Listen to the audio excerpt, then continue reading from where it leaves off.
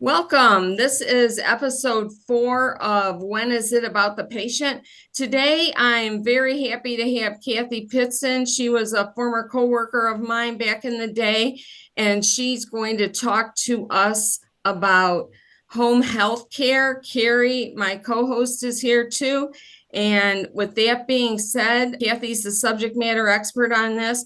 So we're going to let her get started kind of explaining to us about home health care versus home care. Kathy, take it away. Hello, everybody. So just a little background. I've been a Toledo, Ohio resident for many, many years, LPN, and then a registered nurse.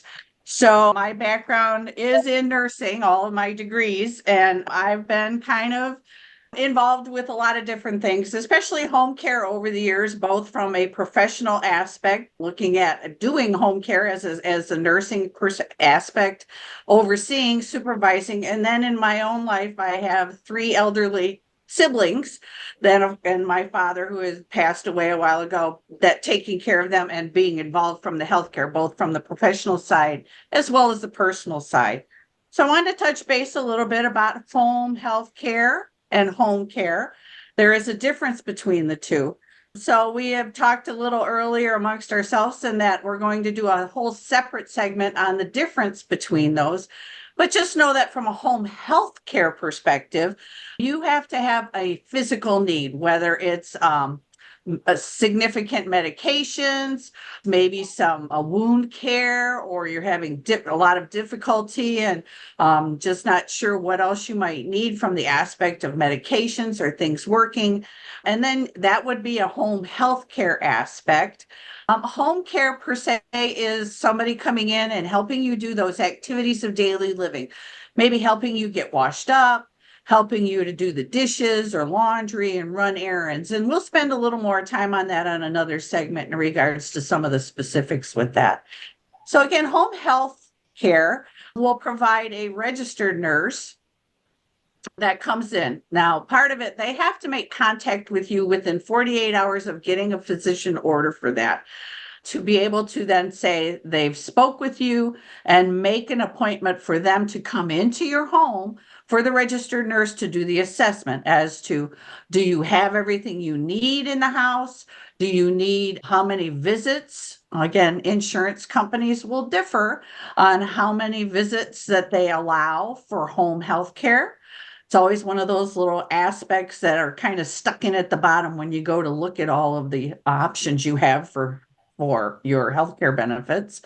But the registered nurse comes in and does that assessment and then makes some decision, again, based on what type of insurance and what your insurance will allow, as to how many visits the registered nurse will come in. If you need skilled nursing, such as wound care, or you have maybe an IV in for some different items, versus a home health aide coming in and being able to help you set up your medications, do help you with getting cleaned up, getting dressed, a little bit more of that skilled aspect. So one of the items we were going to talk to, I think if I move into that, would be congestive heart failure, which now is just called heart failure because there's numerous aspects. Congestion used to be in regards to your lungs, which is still part of it, but you know how medicine likes to move on with terminology on things. So now we call it heart failure.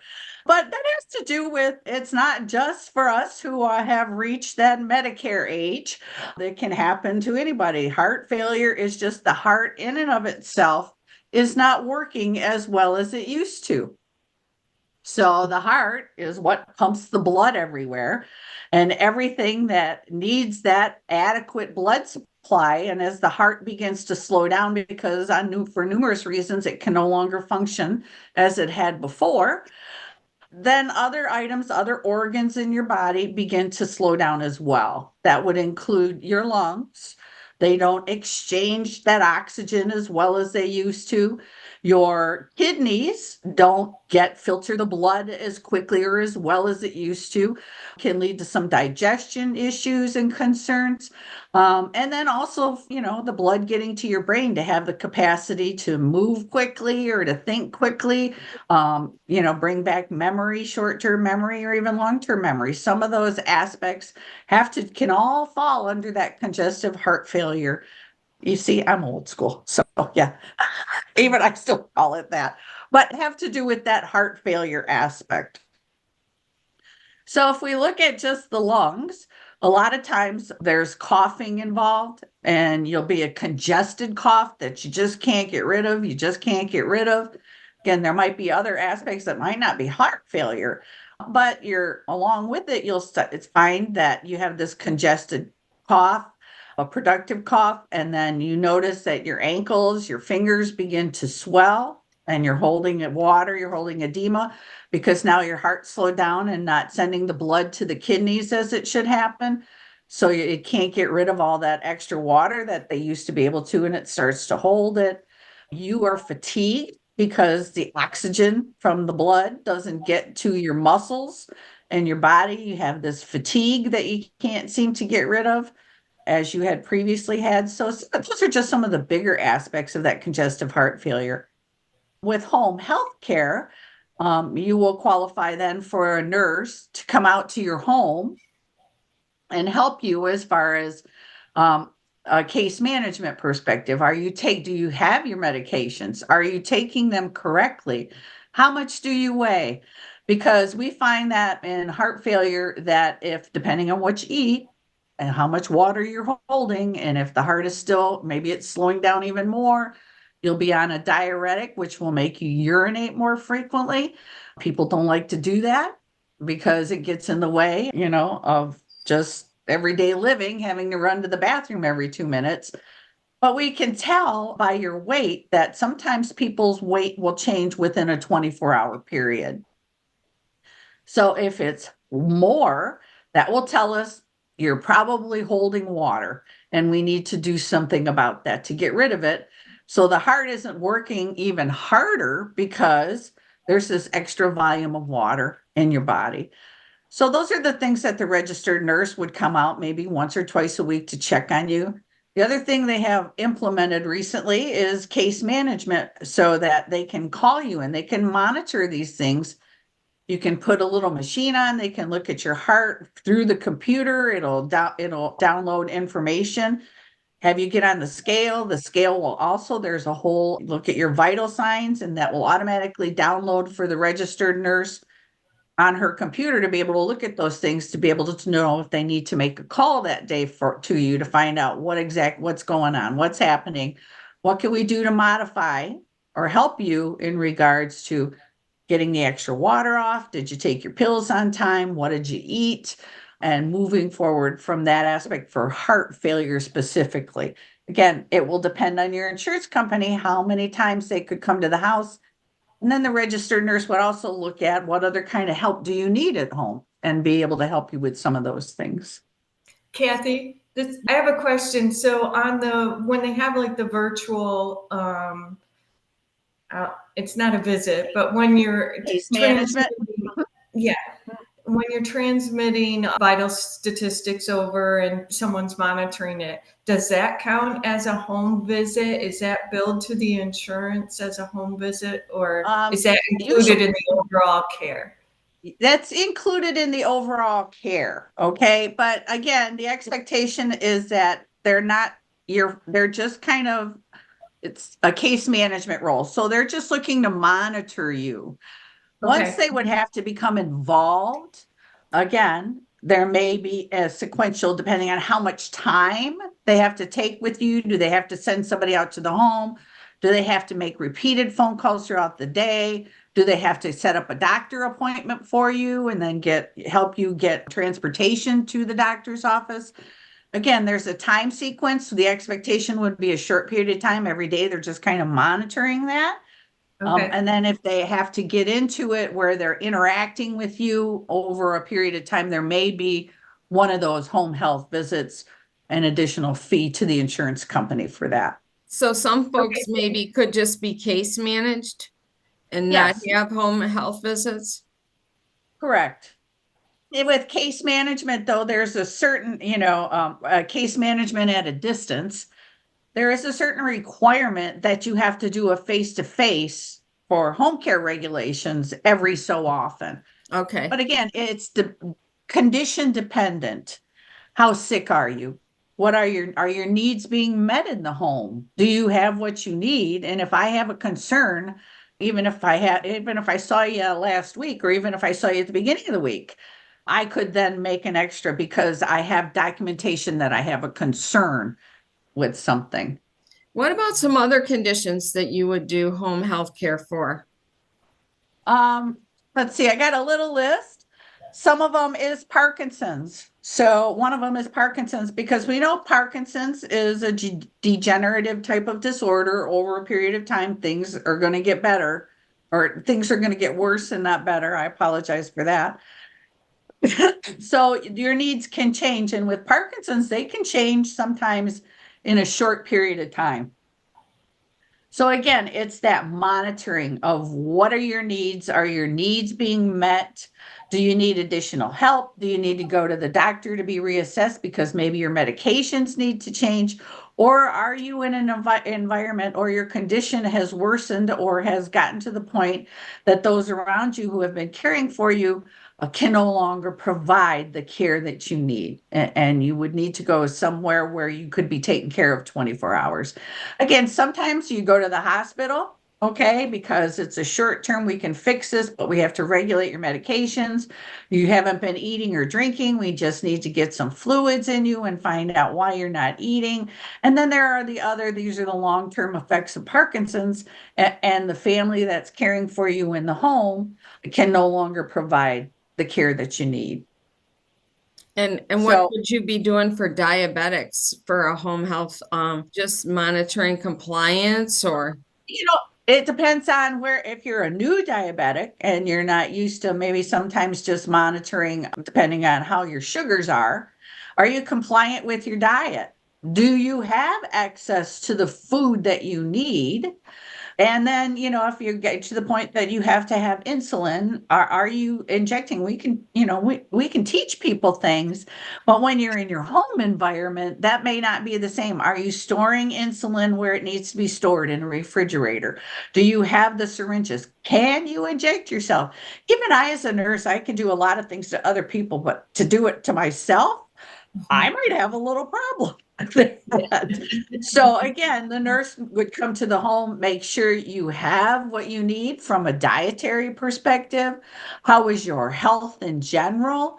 Do you have any other kind of assessment I need to do? Diabetics have the potential for wound care because they don't heal as well as they used to, especially if their sugars aren't in line. So just kind of looking at all of that.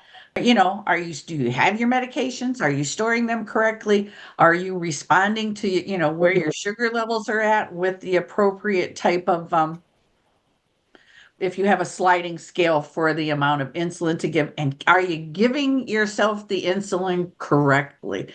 So looking at more of that monitoring and then stepping in when, once again, your needs aren't being met. You're no longer able to do those things for yourself.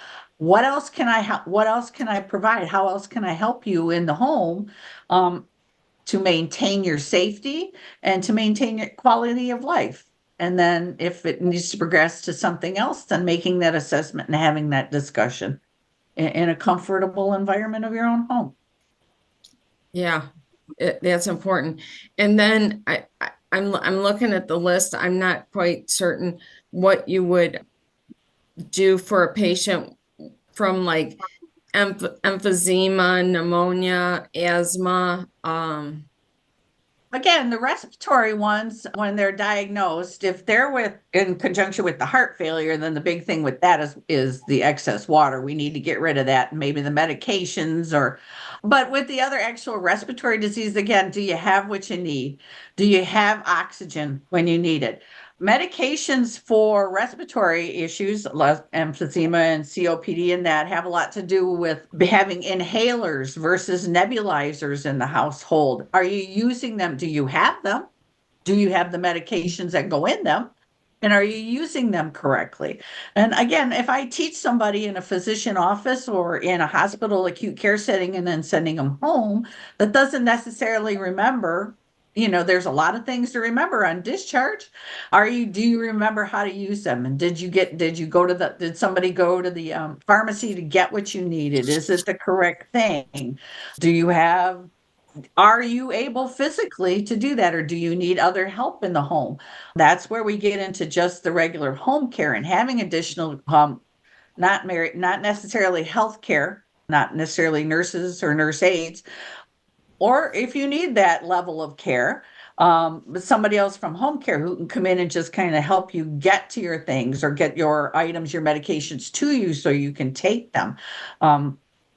But making sure you have, and that, your oxygen is set up. They came in and told you about it. Is it empty? Is it full? Is it where you can reach it? On a couple occasions, we've had to get extensions for the oxygen tubing because some people were up and moving around quite a bit, into their other rooms of their home. And the tubing had to have a couple different extensions on it. And then but that's something that we can come in and help with. And again, do that assessment. Are you safe in your home? And is it going to be good for you? Is your care are you able to get what you need to provide your own self-care? I'm curious to know if when the registered nurse makes the home health care visit, do they set eyes on all the medication that the patient is taking to make sure that it matches their current medication list and that they have the right dosage, or do they just only focus on what they're there for? They should be looking at all their medications because there are a lot of over-the-counter items that people take that can interact. So my orientation, my life in home care and discussion is, and again, my regulations for policies and procedures going out into the patient home is that I am looking at all medications. Because, a lot of people, I take ibuprofen 2 or 3 times a day, but that shouldn't do anything. That shouldn't bother anything. Well, wait a minute. That can interact with a lot of things. In and of itself, it can be, when taken in enough quantities, it can cause digestive issues, let alone some items as far as thinning your blood, So the registered nurse should be laying out, show me everything you're taking. And especially in this day when we're taking different kind of alternative medicines, including now with the CBD oils and those kind of things, again, they have a purpose. I'm not disagreeing with it, but they can interact with some of the other medications and not necessarily in a good way. I recently found out that I was taking fish oil for my cholesterol, but it interferes with my inhaler, my bronchodilators for my asthma. So it was making my asthma inhalers less efficient. I didn't have fish oil on my med list anywhere. It was over the counter. Somebody told me to take it. So again, looking at all of that to know what's on my list, what's interacting with something else. Yes, they need to be doing that when they come out and asking the question.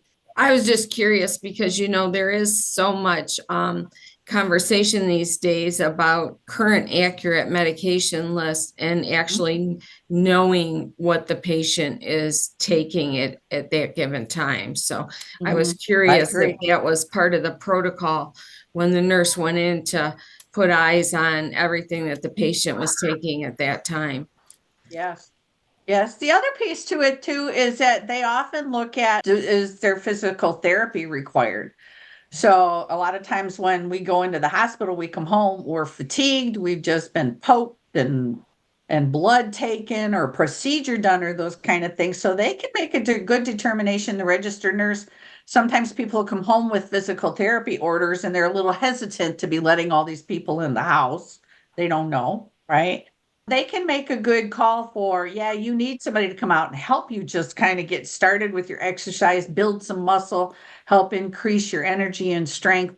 And from there, they can also determine the physical therapies assessment. Will look at, do they need help? Do I need special utensils, maybe to reach things or to grab things, or a different kind of walker if I'm needing a walker or cane, or utensils to eat and cook with. So that whole thing with home health care from the registered nurse and her perspective, and then the physical therapy and occupational therapy is a great way to be able to make sure you have what you need in your home that will make you safe and comfortable and be able to stay in your home and still be fairly healthy.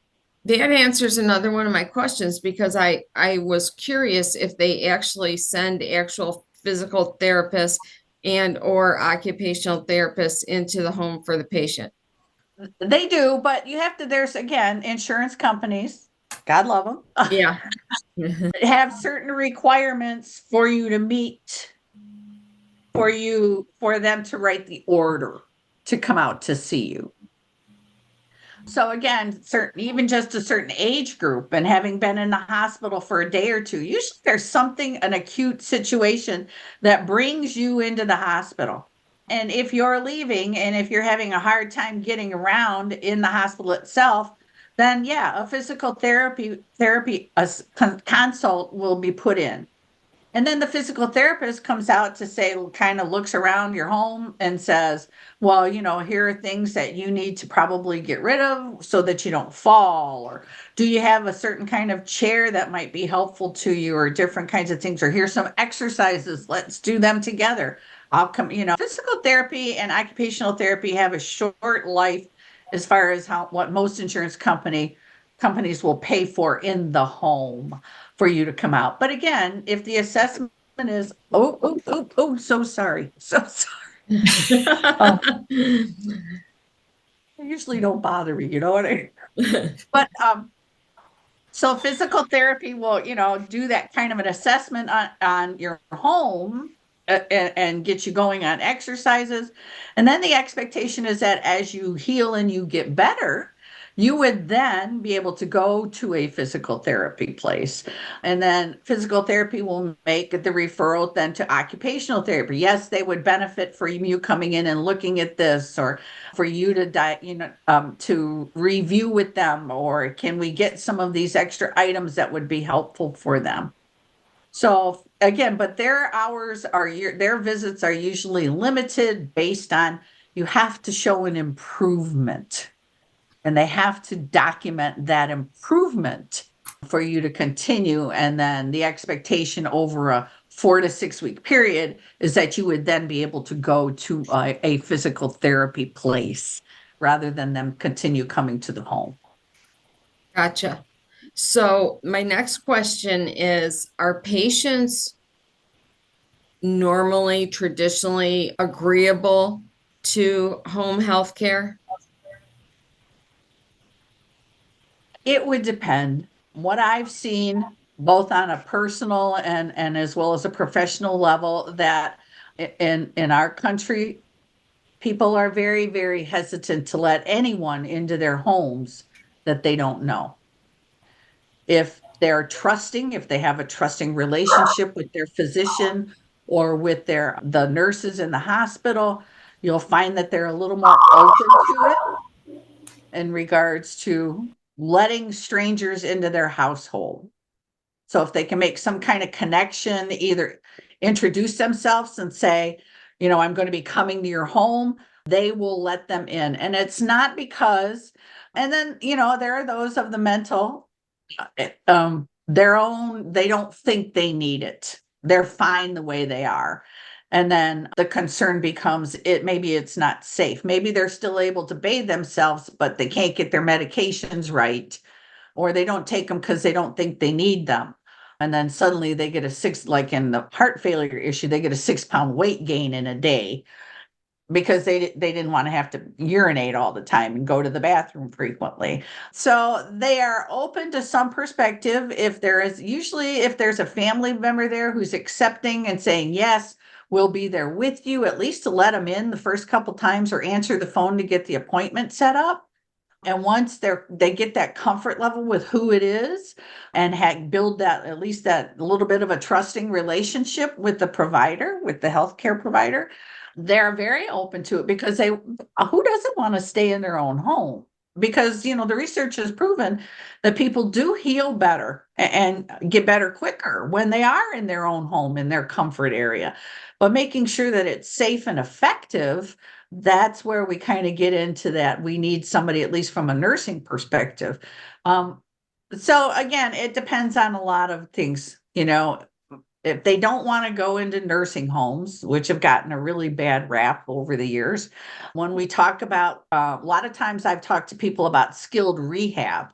That's just, you get a 30 days there, and most insurances, if not Medicare for sure, will give you 30 days in a skilled rehab facility to be able to go to PT, physical therapy, 2 and 3 times a day, and to get your education in for whatever your needs are once you go home. The goal there is for you to go home, not to remain there, but you have to prove yourself that you can do these things to be able to take care of yourself, or you have family members who are willing to help you do that, and you regain strength and you get your muscles going and you can get up and around and do those things. So, it really depends on the individual's perspective of it. I know there are a lot of people, when you say the word case management, that has kind of over the years gotten a bad rap as well.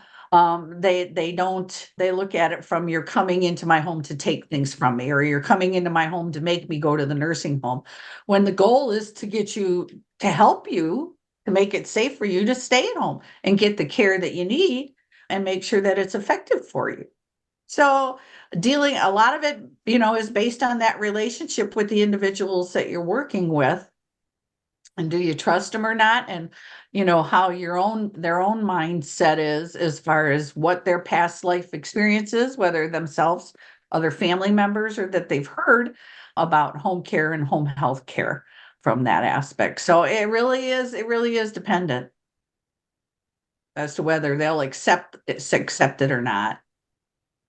Well, I mean, just from the home health care nurse's perspective, you never know what you're walking into. No, sometimes they'll give you a heads up about, they're going to be a little hostile because they didn't want home health care, but it was obvious they needed, somebody made his choice, gave them a choice, nursing home, home health care, where they really didn't want it, but complied. Okay. But, people are in life situations, and, as nurses, you learn to deal with what you get when you get there. Now, if I get to a home and knock on the door and they don't let me in, then that's a whole different situation, that then I have to go back to the provider of care, as in the physician or nurse practitioner or PA, whoever wrote the orders for it, and say, I can't get in, I have a concern. And then we would probably have to get the area office of aging involved to see, if I have a real concern for someone's safety, I am obligated to do something about that. Whether it's someone's family member, if I'm concerned about negligence, neglect, that, the family member said they would take care of them, and in fact that they don't. So then I need to make visits, and then possibly even abuse. I am obligated to report those things both to the provider, and then at some point I may have to get the police and the law involved, as well as, my first call is usually to the area office of aging, because they're great as far as directing me in what kind of help they have. And if they've already had some dealings, with different people, and have somebody who know them, who can help you get that access or understand, the concern or the issue that you're dealing with. So But you're the there's a one that point in time. actually makes contact then with like the area office on aging. It would depend on the situation. If I can't get in the door, then my first call is back to my provider, to say, I can't get a hold of them. Sometimes they just won't even answer the phone to make the appointment. which is concerning. Are they no longer able to answer the phone? Are they just not answering the phone because they just wanted to get home and get out of the hospital and those kind of things? So kind of getting that little bit better understanding of what may be happening there. And then having that discussion with the provider's office as to whether they're going to contact the area office of aging or I am. Okay. Okay. Are there any other agencies, outside agencies that you get involved? Well, there's a lot as far as from the community agencies. But once again, the area office of the aging is my first go-to because they're going to have that list who can give me different agencies that may or may not are functioning in a certain neighborhood or with certain clientele or may have already interacted with them that they would then know and trust to say, hey, this is a really good person. Let them in. They're here to help you kind of a thing, or have a contact with a family member that maybe I don't have, to make arrangements instead of working with the individual themselves, being able to work with the family to be there to open the door. Maybe they can't open the door, they can't get to the door to open it and arrangements weren't made for somebody to be there. So again, going back to, first is who's here, who's supposed to be here, how did this appointment get made? Was it the understanding? Calling the provider's office to get a little bit more information and maybe some background about other contacts, and what needs to have, notifying them that I couldn't get in to do the assessment, and then moving forward from there. Do you find that normally the number of visits allowed are adequate by the insurance carrier? I know every insurance carrier is probably different, but do you find that the number of allowed visits are adequate for what you need to do? That's a good question.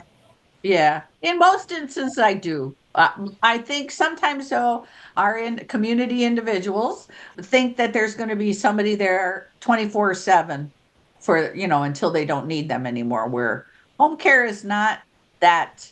Home care is somebody comes in, checks on you, make sure you have what you need, and the expectation is either you're caring for yourself or you have family members or neighbors or friends there to help support you in your healing process, or in your life process, as the case may be. So in most times I do, because if a nurse, the registered nurse goes in, makes her assessment, maybe the insurance company has approved 2 weeks or 3 weeks. In that 2 week, you have to turn in, you have to send that information back to the insurance company and actually deal with people. They have case managers at the insurance company to say, I'm doing wound care. And this wound, it's healing, but it's not progressing as quickly as I would like.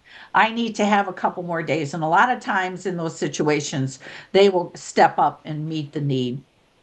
Now, if we're talking 6 months, no, they may say, we need to go someplace where somebody can help them on a 24/7 or 24-hour basis, 7 days a week, that this isn't healing and they need more help than what they can do and have in the home. So Kathy, recommendation. that leads to, so do you have to go back to the provider? At some point, does the patient have to go back to the provider to continue home health care, or is it all monitored through insurance or combination thereof? Well, to start the whole process, you have to have a physician or a provider, because it could be the nurse practitioner or the PA writing the order for home health care. Then at some point, for if I want to try a different treatment, or if I want to increase somebody's oxygen, or their diuretic isn't working, I have to go back to the provider as the nurse to get the orders to change any of that or to institute any of that. I can also go back to the provider, like say, well, I think they need 2 more weeks of PT, and the provider will write the order for 2 more weeks of home PT for reassessment at a certain point. But there are those situations. Again, home health care is the expectation. It's for a limited amount of time, depending on the need. And then you're supposed to be getting better. So if you're not getting better, then it falls back into, are you getting the care you need? and you need to be someplace else for more frequent care? Or are you in a situation now that you're not going to get better? And maybe we need to turn toward palliative care and hospice care, which is a whole different component, again, of home health care with a whole different, usually different companies. Some companies have, certain companies have all of that they can offer. Other companies have to turn it over to a different vendor per se, to supply those to meet your need. So it's all quite chaotic and a little confusing if you don't know healthcare. So that's why having that a good relationship with the nurse, your case manager, and from a nursing perspective, they're the ones that are going to help you walk you through this and help you to understand it and get what you need where you need it at the time. Well, we know the Yep. insurance companies drive everything because they write the checks. So I'm curious to know, do most insurance companies at some point mandate that the patients circle back to see with an in-person visit with their provider for assessment also? Well, the insurance companies like to tell people what to do, but my constitutional rights say I don't have to do anything for anybody, right? Which falls into that whole thing, about I can lead people to water. But yes, the expectation is if you're sick enough to need home health care, you have to go back to the office for office visits. Now, with telehealth, which is a great thing, that they can set up telehealth visits, okay? But again, the expectation is that that's only so many because they need to have that hands-on. That provider needs to see that person hands-on, look at them, do that, look in their eyes, look in their ears, check, what's going on, help me to understand, again, to maintain a relationship with the person that they're caring for. So, and I can't tell you specifically, sometimes now with telehealth, they'll allow certain things. They'll allow so many telehealth visits, then it becomes no, you have to have. So anybody with home care, depending on their situation, with the home care from the aspect, I'm healing the wound, you're probably going to go to the wound care to be seen periodically to make sure that it's the right things are healing, we're using the right medication. So that might be, after you've been home for two to 4 weeks, you need to go either to your physician or provider or to the wound care center from that perspective. Congestive heart, or for heart failure, it's a little different because if you're set up with somebody who's monitoring you on a daily basis, maybe it's only if things are out of control and you're not doing well, you need to either go to the emergency room or to the physician office. But usually then they wind up going every couple months or so if things are stabilized. The expectation is you are seeing the provider at least every 3 months or so if you're doing well.